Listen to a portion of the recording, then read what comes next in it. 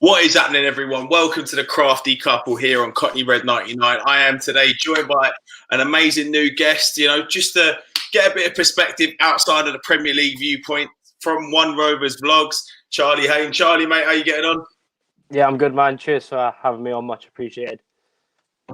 Yeah, no worries. Always good to get a less subjective view from a different set of fans. Amy, as well, joining us from She Devils and at It's U18 on Twitter. I'm sure a few of you recognise that one. Ames, how are you getting on? Yeah, I'm good. Thanks for having me on. No worries. Now, firstly, as it is a United channel, we have got to talk about the monstrosity that was played on Wednesday night. It was upsetting for everyone involved. Ames, I was ready to tear my hair out. I'm sure you were as well. What did you think of it?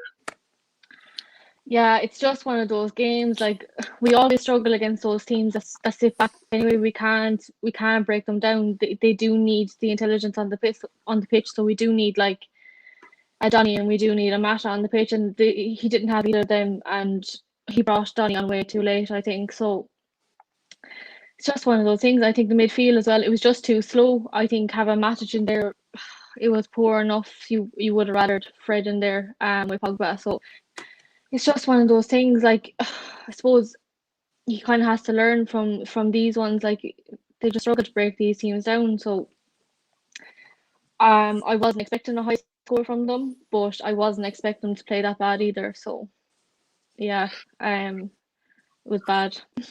Just depressing. I mean, Phil Jagielka turned into prime Paolo Maldini. Mm-hmm. I mean, mate, what were your thoughts of that as a neutral, as someone who's a fan of the lower leagues?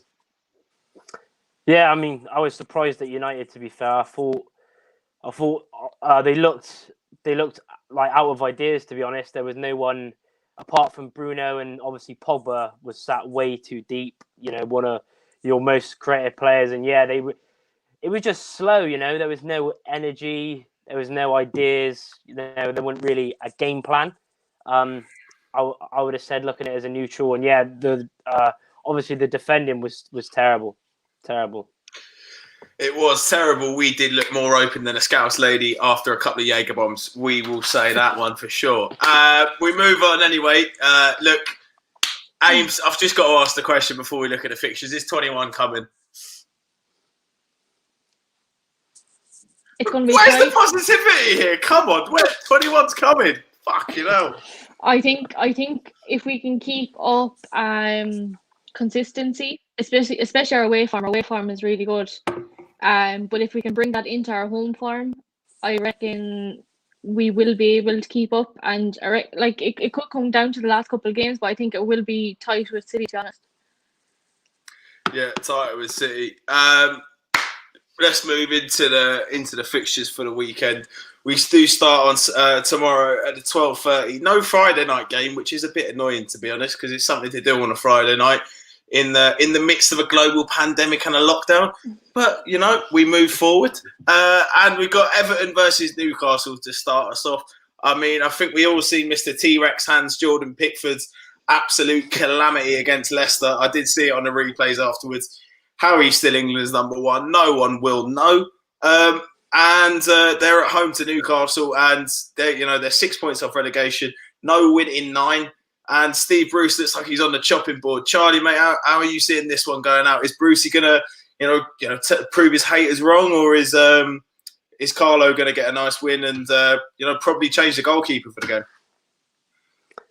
Yeah, I mean, Newcastle are just a shambles, aren't they? Steve Bruce's tactics, the bat five every game. To be fair, I can only see it go one way. I think Everton have picked up their form. Obviously, the players that were injured, like James, have come back. I think it'd be a 2 or 3-0 Everton, because Newcastle just look so with no confidence. So yeah, I only can see Everton win, really. Everton win. Yeah, I'm sort of thinking on the same lines as myself. Ames, are you thinking that as well? James going to score another screamer? Yeah, I think it's kind of inevitable with this one, but at the same time, you never know. But I think with James Rodriguez coming back into the side, there's that bit more creativity in there for them as well. So I reckon they'll take this one. Yeah, I'm going to go for that as well. I think Everton will win quite convincingly. Now there's 3 o'clocks, which is a welcome return because you thought that the Sky might have stuck with that sort of system of staggering out the fixtures once fans return, but it looks like they won't be doing that. And it starts with Palace versus Wolves at Selhurst Park. Wolves have been absolutely dreadful form this season. Obviously that injury to Raul Jimenez has proved crucial for them, and no win in 7 for the Wanderers of Wolverhampton. But they are against the Palace side to sort of dip in and out of form. Obviously, good results here and there, and then they can lose 7-0 at home to the Scousers, who've been terrible recently. Ames, do you think Wolves will get their form back on track, or is Wilf Zaha going to play games with that back five? Yeah, I think this one's going to be quite tight, to be honest. Obviously, Crystal Palace are quite good on the counter attack. But Wolves have been in and out of form, like you said, and with Jimenez and that, I don't know. I don't know. I think it'll be fair tight with this one, to be honest. Yeah, I mean, I think I can see it being a tight one, but I think Palace will come out on top. What are you thinking, Charlie, mate? Well, I think if you look at both sides, obviously Palace have, like you said, inconsistent. Wolves have been really poor since Jimenez has got his injury. I think it's going to be a bit of a bore draw, to be honest. I think it'll be 1-1. I think both teams are decent on their day, but they're way too inconsistent. So yeah, 1-1. 1-1 draw. I mean, yeah, I could see anything like that happening, to be honest. But I would edge towards Palace just because of how poor Wolves have been this season. I think Raul Jimenez has been such a loss, and Fabio Silva hasn't been able to replace that. Despite the huge price tag. Then we move on to the Blue Bastards, and they look unstoppable at the moment. They're top of the league. 6 wins on the bounce. The first side to do so in the Premier League. Haven't lost a game since the 21st of November, which was against Tottenham. And, they looked to be on a bit of a demise at that time, but they've completely turned it around. They look unstoppable. Charlie, mate, do you see Sheffield United, who will be buzzing from that win at Old Trafford? They're probably still all out on the beer. Do you think that they'll be able to get a win? Well, it's going to be tough. I think they're going to be, trying to put as many people behind the ball as possible. Obviously, City, even without De Bruyne the other night, tore past West Brom. Even though West Brom were awful, like defensively, proper shambles. But I think it'd be 3-0. I think they've got the quality, they've got the creativity, even without De Bruyne and Aguero. Yeah, 3-0, I think, quite easy. Ames, you thinking on the same lines? Is our City going to do him? I mean, our boy John Egan, he is back from suspension, playing alongside the Yorkshire Maldini and Phil Jagielka. I mean, it looks like a solid defence. Could they keep out Man City's front line? I personally don't think so. I think City do have a bit more intelligence than we have. They don't seem to struggle too much against teams that sit back. So I agree. I think it could be a 3 or 4-0, to be honest.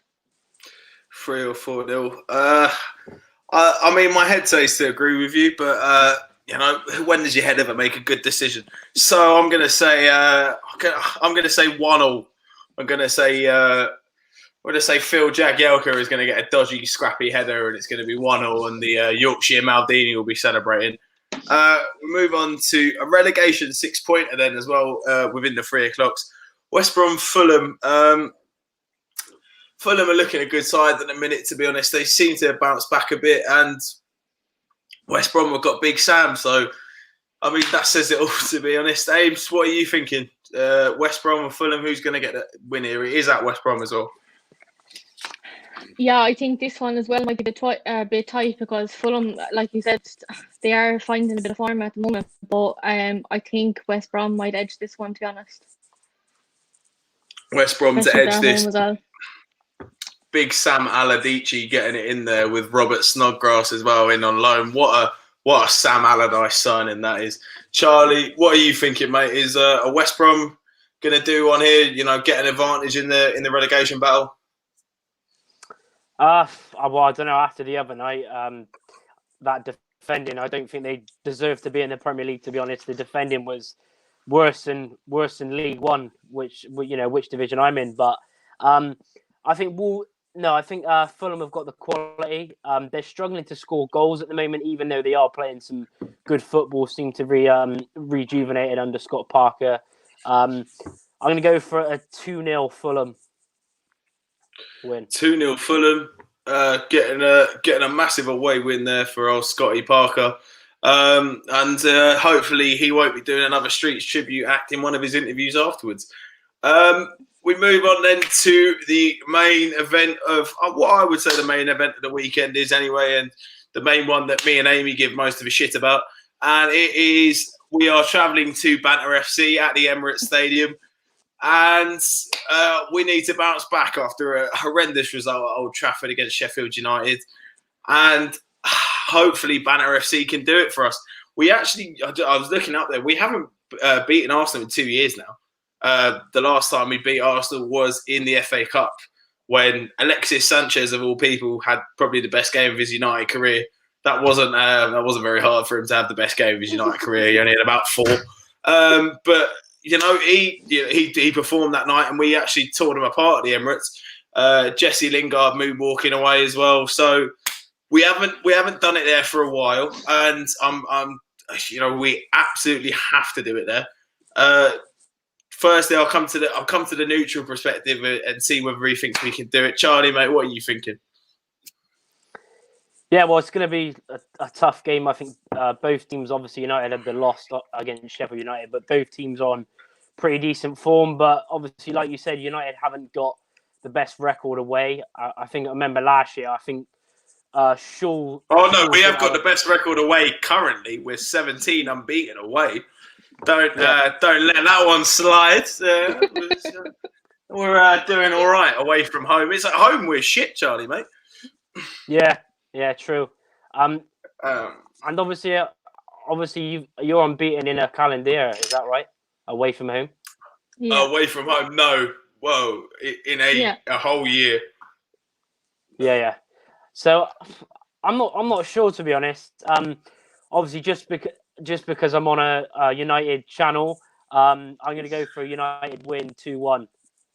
Don't be fucking biased. Let's have the unbiased opinion, man. Come on, say what you feel, Charlie. Man. Say what your heart says to you. I mean, it sort of depends what lineup he puts out. I think Martial needs to be on the bench because I was watching a lot of United channels the other night. She Devils, Goldbridge, and obviously he was awful not running back and putting an effort. So I think if he's on the bench, maybe Donny plays. I think Donny deserves it. He's such a class player. I mean, Ollie must not have watched him because Donny last year and the past couple of years has been quality, even at the highest level.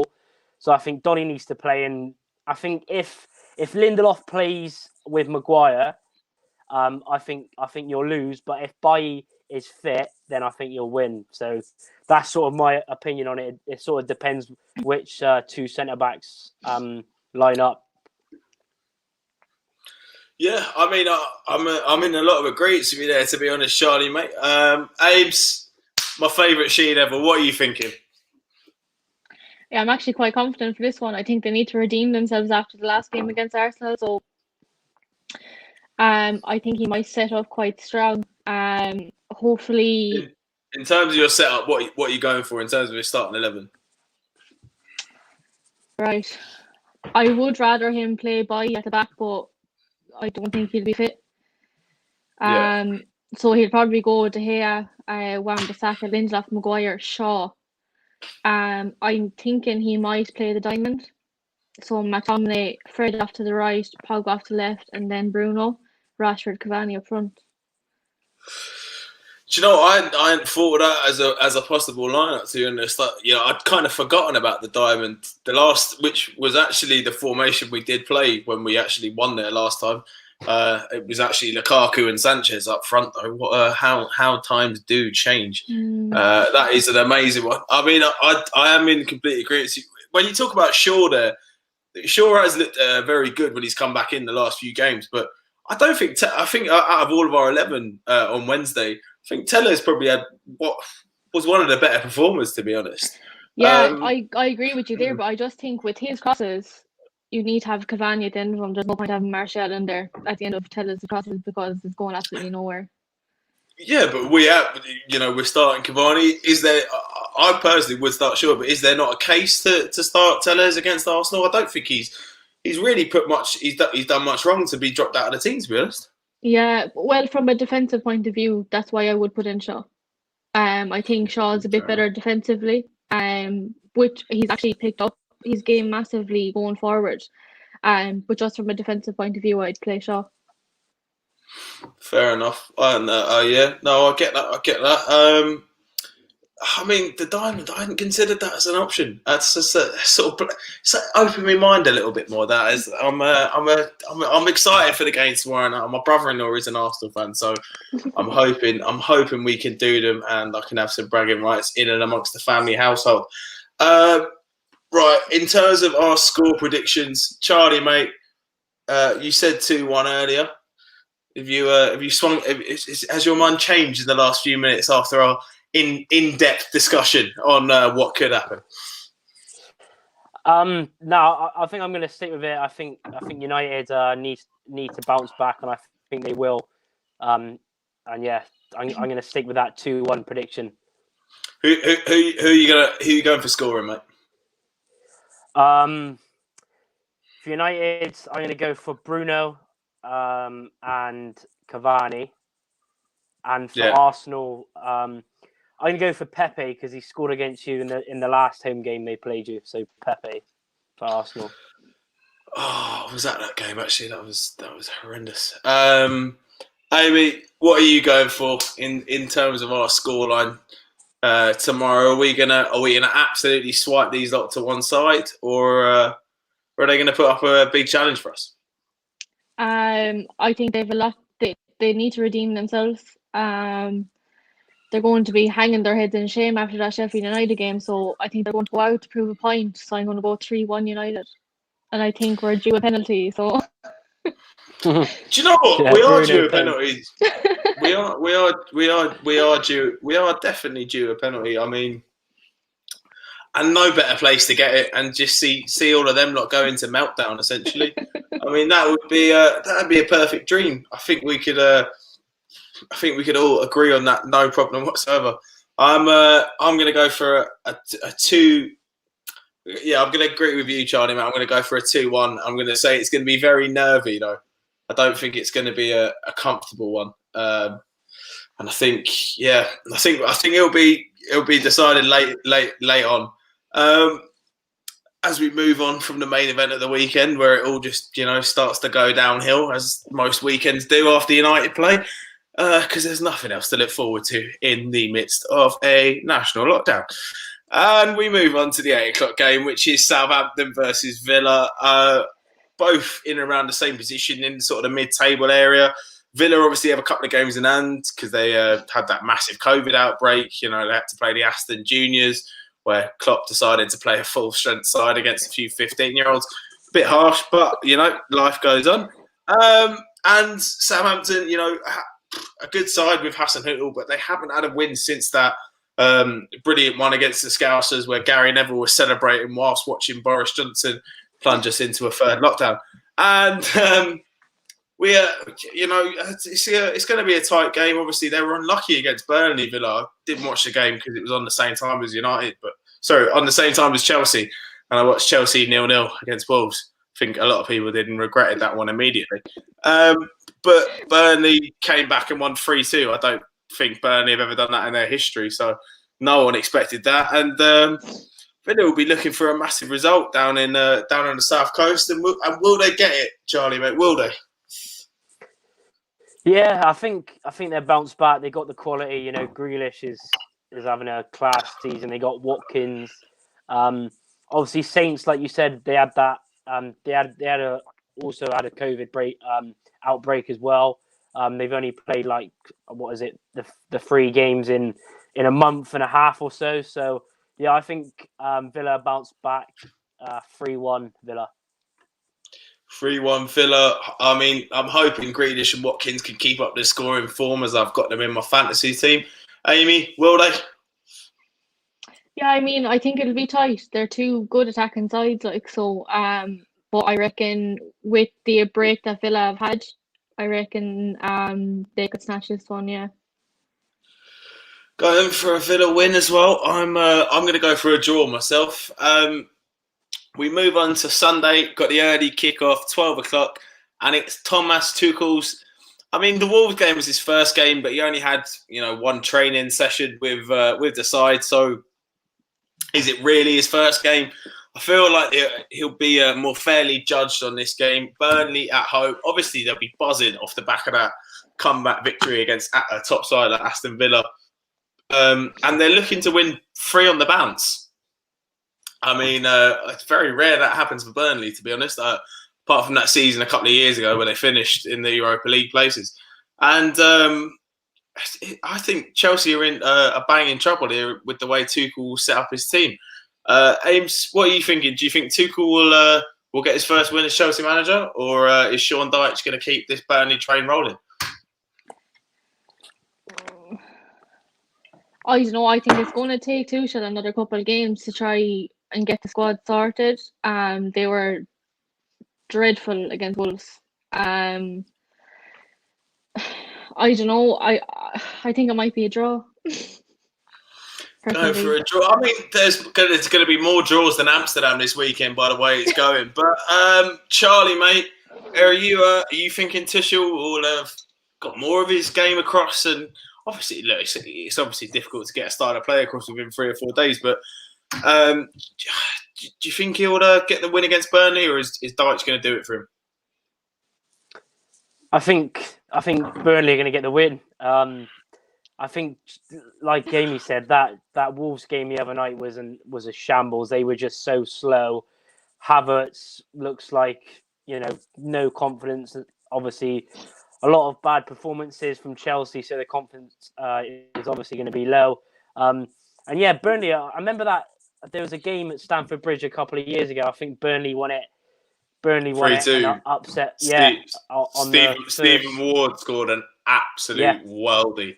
Yeah, it was about the best thing he ever did in his career. And I think Burnley are going to win. I'm going to go for a 1-0, like Burnley like to do. So 1-0 win at Stamford Bridge to upset all the Chelsea fans. I mean, they could be called Burnalona now, the way they're playing. I mean, 3 goals in one game. I mean, it very rarely happens for them. I mean, I'd love to see them beat Chelsea, to be honest. I mean, after they bring in a new manager.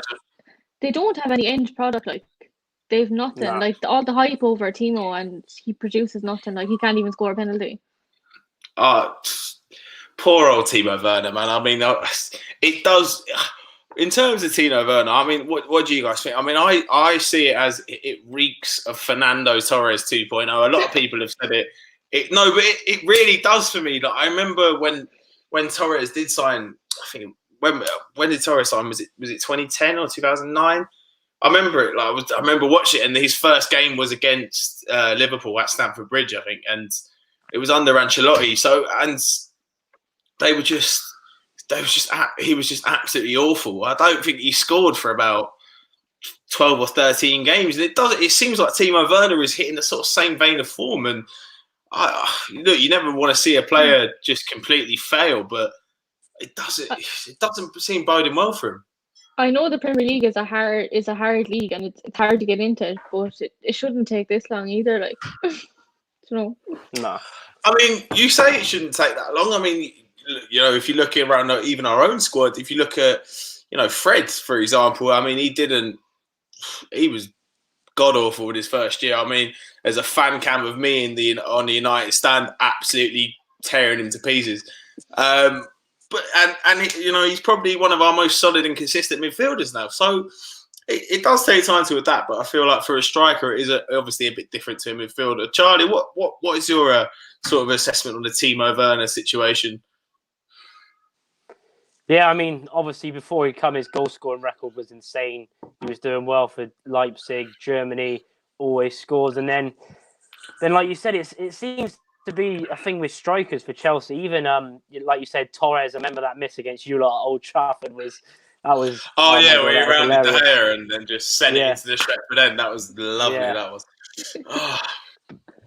But yeah, it seems to be a thing with strikers. Even I think they got Shevchenko. He done awful. Morata was quite a good striker before he went there. He was shocking as well.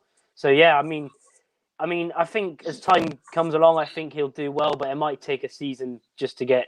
I mean, like Amy said, you shouldn't really need to get used to it. The way he was scoring goals and the price tag, £50 million. It's a lot of money, and.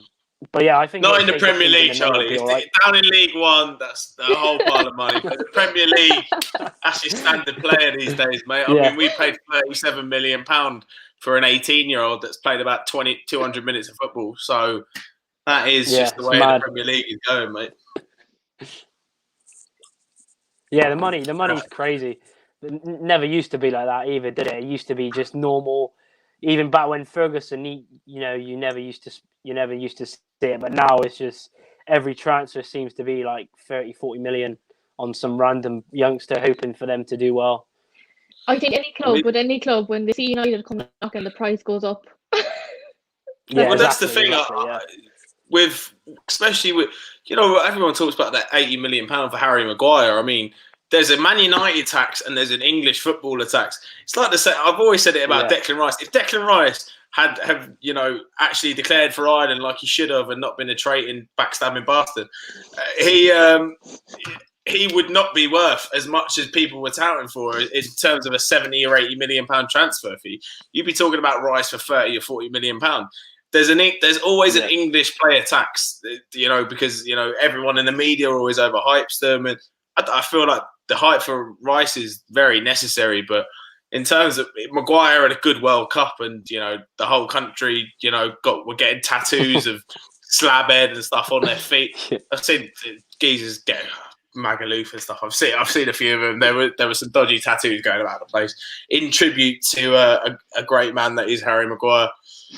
But I've just gone off in a tangent there. Sorry, lads. We move on to Leicester versus Leeds, and the club that got old Fat Frankie sacked from Chelsea, as it seems, because he definitely wasn't surviving after beating Luton. And Leicester seem to be title challengers now, and legitimate ones at that. And they're against the best footballing sides in the world, obviously, with the third best manager in the world. He's inspired everyone. They play the proper way. They lose 6-2, but they play the proper way. It doesn't matter. They're a good side. They're amazing. Maddison can score a hat-trick. They're still a great side. It's okay. But look, it annoys me how much good press Bielsa gets. But Ames, are Leicester going to continue this title charge, and are they going to swipe Leeds aside? Yeah, I think Leicester are going to go for it, to be honest. They're like 2 points behind us, are they? Or 1? I think it's 2. Let me just double check that. They're going to want to keep up with that, to be honest. I don't. Now, I know Vardy's injured. But I mean, he's getting a hernia. He's got a hernia, actually. That was a strange one. Wow. Yeah. But I mean, they still have goal scorers on their side. So I reckon they'll beat Leeds. Yeah, I just checked up there. They are 1 point behind us. So, I mean, very credible title challenges. Charlie, what are you thinking, mate? Are you thinking their Leeds Bielsa ball is gonna do something for them? Well, I think obviously Leicester are doing class this season, but Vardy, if you see the stats with him, without him, it's obviously the goals are a lot less, relying on players like Perez. But I think Leicester are just edge it. I think 2-1. I think Leeds, obviously they played Newcastle the other night, won for the first time in a while. But yeah, I think Leicester are just beaten 2-1. Leicester to get the old W there. I mean, yeah, I think they will as well. I think it'll be a narrow. I mean, it depends on which Leeds side turns up. I mean, they lost 3-0 and 5 and won they lost 3-0 to Spurs and won 5-0 against West Brom in the same week. So you never know what you're going to get from Leeds. It's a bit of a Forrest Gump FC, is what I'd say. We move on to another great fixture this weekend, the 4:30 West Ham versus Liverpool. West Ham currently sitting 5th in the league. I think if anyone had said that at the start of the season, they would have thought you were smoking crack. And they have now just signed my favourite boy, Jesse Lingard, a man that I love and adore, as he gave me my happiest moment of my entire life, aside from my nieces and nephews. And they're now unbeaten in 8 games in all comps. And Danny Dyer said it was better than his own grandson coming into his life. Are they going to be a resurgent bunch of Scousers? That is what I have to ask, though. Charlie, mate, what are you thinking?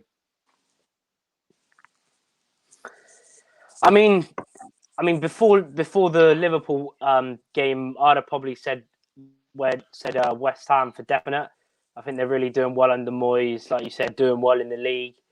But I don't know. I'm not sure. I think it'll be a high-scoring draw. I'm going to go 2-2, an exciting one at the Olympic Stadium. It's not the London Stadium. Don't call it that. It's the Olympic Stadium. Come on, let's sort it out. Sort it out, Newham Council. Any chance, Amy? What are you thinking? Are the Scousers going to come undone after that? Tearing apart of a park bus at Tottenham. I don't know. I was watching that game last night, and Spurs are pretty bad. Like, their defense is just all over the place. Yeah. I think West Ham have had a good run of games now, to be honest. I don't know. I think it's going to be tight, but I'm hoping West Ham nick the win, to be honest. I think we're all hoping it, Ames, but the question is it going to happen? That's what we got. That's what we got to know. We've got the insight. We've got the top she-devil on it. It needs to sort out. I'm going to go for a draw, but I think I agree with Charlie there. I think there will be goals scored. I think there will be goals scored. Definitely, there definitely will. And I mean, if Jesse was playing in this game, it would be a perfect chance. Obviously, the transfer hasn't even been officially confirmed yet, I don't think.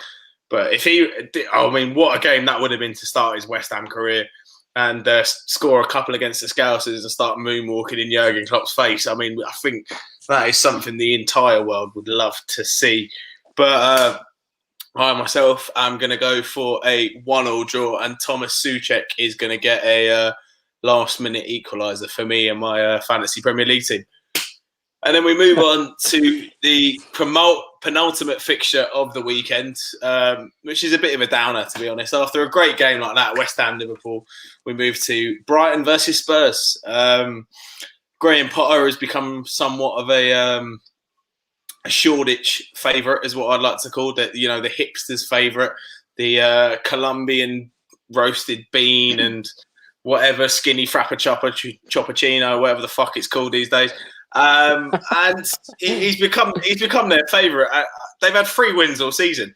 I mean, there's a guy on Football Daily, Chris Hamill. He's just it's like he's going out of him or something. The way he talks about him, and yeah, I mean they're the hipsters' choice, but I can't see why. And they're playing against the Spurs side who were extremely poor against Liverpool and got what they deserved. So, can Jose bounce back, Ames, or are they going to get absolutely? Are they going to get turned over by the Shoreditch Seasiders, as I'll call them now? To be honest, I don't know, because they're counter-attack FC and they're now missing Kane. Oh, did forget that. Yeah. So all they have is bet they regret letting Troy Parrott go out on loan now. God, he'd have done a job, wouldn't he? I don't know. I think this might be tight. I think Brighton might win it. Brighton might win it. Is Graham Potter going to get his 4th win of the season? As some people have been touting him for manager of the year and all this shit, and he's got one more win than Sheffield United all year. And Spurs defence had a shit show last night as well, so They did it, but don't you know know. that's a personnel thing as well in terms of who they selected. Joe Roden, I mean, he performed well to be fair, but Eric Dyer, Eric Diabolical as he's called by expressions. Who's Ames? Stop sitting on the fence. Who's getting the points? Brighton. Are we going for a Brighton win then? Yeah. Oh, Brighton are getting their 4th win of the season. Jesus Christ, Chris Hamill is going to have an explosion inside his pants. Charlie, mate, what is happening for this game? Who's getting it? Is Jose going to bounce back, or are Brighton going to get their 4th win? Well, I think after the shambles of Tottenham's defence last night, I'm going to go for a Brighton win as well. I think they usually, even the away game this year, I think they were pretty much all over Tottenham, but obviously Tottenham counter-attack FC. I'm going to go for a 2-1 Brighton win. A 2-1 Brighton win. I mean, there'll be some happy Green Party members running around the South Coast after this victory with a 4th win. And I mean, hipster's choice. It's the hipster capital of the UK, Brian, the main Green Party state. So, I mean, I'm personally going to go for a draw. I think Jose he's not gonna want to lose 2 on the bounce, especially away at what is a relegation threatened side. That's it for the fixtures. As I normally always do, I end on a random question. I have done this random question before, but as I haven't done it to these 2 wonderful people, I will vent it out again. And I mean, we've got a Bristolian on with us. I mean, Bristol is famous for the session. That is a well and true fact. And I mean, Amy's from Clare, so I mean that says it all, really. I mean, it's just a known fact. The question I have to put out to the 2 of you is, on a night out, whether it be on a night out, whether it be a club a night in the pub, a few drinks at a wild gaff, shall we say? What are your three go-to drinks? Whether they be pints, mixers, whatever. Charlie, I'll come to you first, as I've always wanted to go on a night out in Bristol, and I want to see what the local delicacies are. Yeah, I think. First, obviously, being from Somerset, I'm going to go for Thatcher's Gold. That's my favourite drink, cider. That's what I drink on a night out, away days, whatever. Do you never feel like your teeth are just a bit rotten after a few? Do you know? You feel like you need to brush your teeth after a few. Yeah, I mean, sometimes it can be, like that. But I mean, for me. I can literally drink cider like all night long, but some people can only have a few because they get gassy or whatever. But yeah, with me, cider has got to be the number one. Thatcher's Gold, and then I'd probably say Jaeger. I'm always on the Jaeger. Everyone loves Jaeger, surely. And then probably vodka Red Bull. First drink I ever had on a night out back when I was 18. So yeah. Oh, come on, Charlie. Let's not lie. You were on a night out before you were 18. Come on. Bristol's famous for it. Skins, they were getting into nightclubs at 14, mate. They could do what they wanted. No, man, not as a lad, you can't. Not as a lad, mate. Honestly, even now I look young. Back when I was 18, I looked about 12, so there was no chance of me getting out then. Oh, fair enough, mate. I mean, I am just painting it purely from Skins and my uni mates, my mates from uni, mates that went there from uni. Ames, what are your devil's drinks? So normally what I would drink the whole night would be Malibu, but I'll be onto the What is it with girls in Ireland and Malibu? My cousin loves it. Any guy, honestly, Malibu and orange juice. It's just like, what? No, I actually have lemonade with it. Never heard of that now. Never heard anyone having Malibu. I mean, Charlie, have you heard of anyone this? Malibu. Nah, lemonade. mate, never heard of that. Malibu and lemonade. Honestly, if you ask for that in a bar around London, they probably think you've been imported from somewhere. I but got it in Manchester. It's fine. You got it in Manchester. Yeah, I mean they gave it you, but Oh, they there were you just go. they probably they'd have given it you. They'd have just looked at you just very strangely. To be honest, I heard it was really nice with milk as well, but I've never tried it. I have heard that, but I have heard that. But imagine going into a bar and saying, "Sorry, darling, can I have a Malibu and milk, Oh, nah. please?" I mean, unless you're in a country pub in Nah. Ireland, you're not getting milk. I mean, that's just not right, really and truly, to go out and start drinking milk.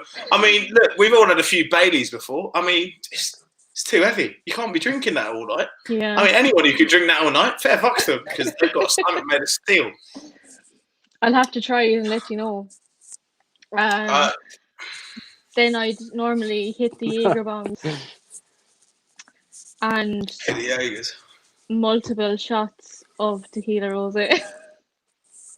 Tequila rosé. That is always, whenever I go to Ireland, whenever I go for like a cousin's thing, I was like, tequila rosé is always brought out. I don't know what it is. It's just become. Just whenever I started, from when I started drinking when I was, a bit younger, 16, 17, any family event, just a bottle of tequila rosé comes out of somewhere, and over here with all my London Irish crowds, it's just tequila rosé. It just comes out. I wouldn't even mind. It looks like Pepto-Bismol. Like, that's the off-putting bit about it, to be honest. It looks a bit rough. But for myself, I was disappointed that I didn't hear any Guinness there. I mean, Guinness is my favourite drink of all time. Charlie, mate, it's a very much a Marmite drink. I mean, Amy's drinking out of a Guinness glass, but she's not drinking Guinness out of it. So it's just, I personally love it. I would drink Guinness till the cows came home. We got the cows drunk and we tipped the cows over. It's a favourite of mine. I would honestly, it's Black Velvet is what I call it. Rohan, mate, you missed it. You'd have to go back a little bit and then you'll find it, geez.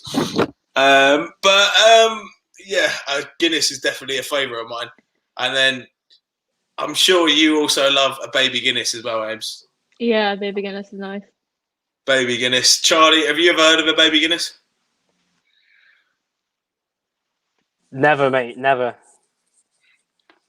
Essentially, it's Tia Maria and Bailey's. It is as So a nice. shot, So so nice. it looks like a little baby Guinness. That's the gist of it. Honestly, mate, it's smooth as anything. Drink them all night, and yeah, it's a lovely one. So a baby Guinness in terms of a shot, and in terms of a mixer, spice, rum, and Coke for me. That is, you could drink that all night, no bother. Tastes like vanilla ice cream, so you don't realise you're getting drunk, and then all of a sudden you're asleep in the back of the cab, and you've fallen asleep, and you've woken up not at your student accommodation in Manchester, but the other side of it, in a place called Hale, which then, sorry, it wasn't a cab I fell asleep, it was a bus, and we move on from that. Life goes on. Just a quick question to finish off from Mr. Rohan Chohan. Thoughts on Diallo making his debut for the 23s on Saturday? Ames, I'm sure you got the notification as well from the United app. I thought he was being brought in for the Arsenal So game. did I. I couldn't believe it. I didn't even see it until just before Adam's show because I was going to make a point about it. And I read it and I was like, oh, all right, that's normal enough. But what are you thinking about that? Hopefully he gets a few minutes under his belt, gives a good performance, account of himself. Yeah, I'm actually excited to see him, to be honest. Obviously playing under the 23s, just give him a little playing time. But no, I'm actually, to be honest, I was raging because I thought he was going in for the Arsenal game. But look, at least he's getting minutes anyway, and hopefully he won't be long coming into the first team. Yeah, I mean, hopefully not. I mean, Charlie, have you seen anything of Diallo? I mean, I to be honest, until we sign him, I'd never heard of him. I don't think any United fan can sit there honestly and, well, any of them that don't watch Atalanta on a regular basis could sit there and say that they had heard of him before. You know, have you seen? Obviously, you've probably seen a few YouTube clips of him. Were you impressed with what you've seen, or? I mean, yeah, he looks decent. Obviously, he's still only young. He's only played a handful of games as well. Yeah. So yeah, it should be interesting. Obviously, big money. Hopefully, he can obviously get his head down for the under 23s and prove himself. Then hopefully try and get into the first team quite soon. Yeah, I mean, he definitely wants to be making a few first team appearances towards the end of the season with that sort of a car stack. And we will, before we just finish up, we'll have a look at Jordan. It's a Welsh name, Llewellyn. I didn't need to put on a Welsh accent there, but he has come out with look, accents are sort of my forte, so I do delve into them after a few beers. Hope the Scousers fall apart and Ollie puts us back where we belong. And 21 will be coming to Old Trafford, hopefully with an FA Cup, and I'll be diving into a canal in my boxers celebrating. Just going to finish up there, lads. And if you just give the guys a chance to shout out their socials. Charlie, mate, I'll come to you first. Where can the people catch you? Yeah, on my YouTube channel, One Rovers Vlogs, only 79 away from 1,000 subscribers. Insta, Charlie_Hayne96, and Twitter, Hayne_Charlie. Go check it out. I mean, if you're a fan of the lower leagues, obviously keeping up to date with that. And we've got the she devil herself. She's got new work coming. I mean, she's got work flying in left, right, and centre. Ames, where can the people find you? You can follow me on Twitter on itsy18, and I'll be on She Devils United as well. She will be on She Devils United just after this as well, so do catch her on that. I mean, most of you watching have come from her tweet, so that is the majority of you lot. So I'm going to finish up there. Please do like, share, and subscribe. Thank you very much for tuning in to the Crafty Couple.